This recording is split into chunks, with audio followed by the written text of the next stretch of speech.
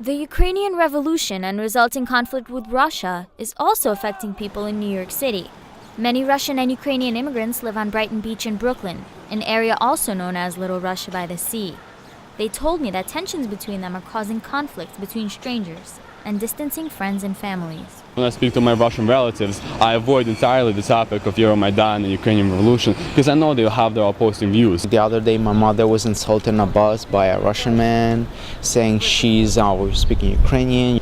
And on Mother's Day, my father and his friend were having a beer and got into a conflict with some Russian fella, and it escalated to a fight. And honestly, it's just disgusting, I think. Ukrainian community in New York, we had a protest near Russian embassy. Cab driver, Russian immigrant, said some very nice words about what we are doing. Even people who are not directly affected by the tensions feel the changes in their community.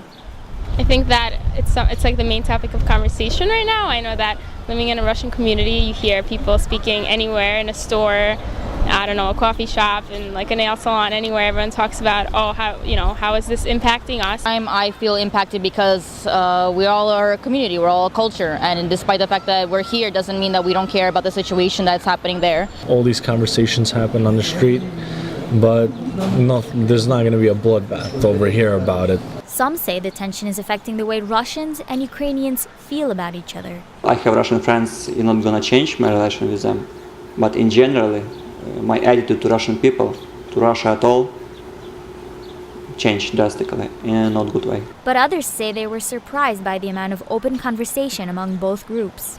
Actually, most of my friends are Russian, and I was surprised to see all of them being so concerned with Ukrainian issues. Both Russians and Ukrainians have told me that they came here for the same reason, to escape the politics and corruption and live a better life. The majority of America is built on immigrants, and we leave our native country for a better life. People that came to America here are probably thankful that they're not there now, participating in what's happening there.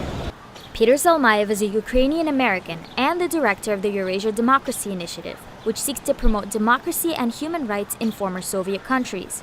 He has also commented on the conflict on CNN, BBC, and Al Jazeera. People, Ukrainian Americans and Russian Americans living here are, I think, Americans first and foremost.